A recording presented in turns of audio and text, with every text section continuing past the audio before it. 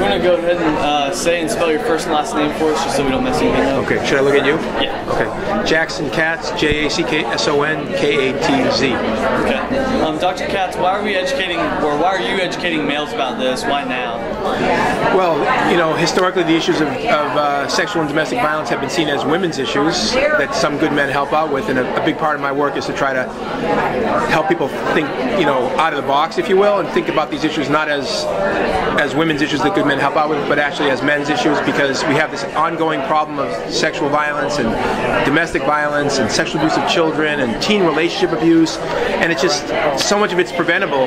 But one of the big missing pieces has been men's leadership and men's participation at a really active level, and so part of my work is trying to help change that and get men to work with women, not against them. How do we do that? How do we get more men to be involved and to be educated?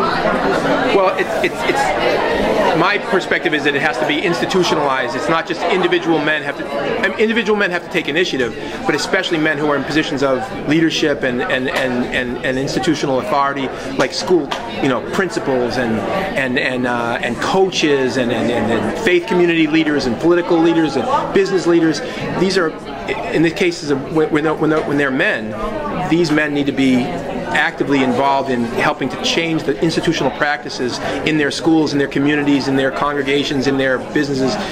And they need to be providing strong and directed leadership that young men and boys can look to. So it's not unusual, for example, for boys, it would be not unusual for boys to see adult men speaking out about sexual violence and domestic violence, and not just have it be, you know, a woman who's the one who's speaking out about it, which sends the message to boys that, you know, well, you know, that's a girl's issue, that's a women's issue.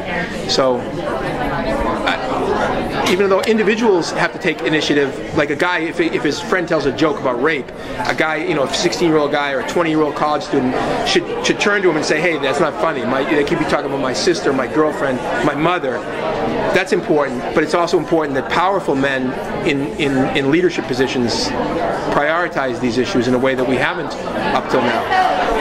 And you do Tough Guys, correct? It's a movie? Is that a movie?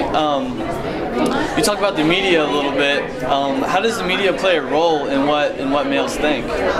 Well, the media is the great social norming force of our time. People learn more from media than any single source of information. So if we want to change social norms, if we want to get more men to start defining themselves as men in ways that are not abusive or that don't condone abusive behavior, we need to examine how we're learning, how boys and men are learning what it means to be a man, and media is one of the key places. And people can argue and say, well, I wish it wasn't that, it's more important to look at the family.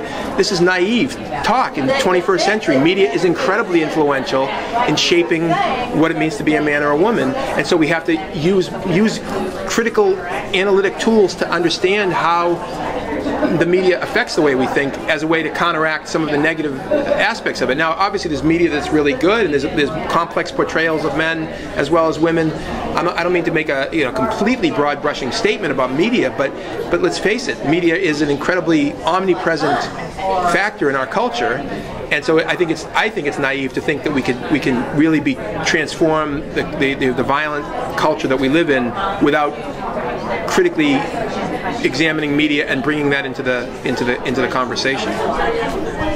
All right, thank you.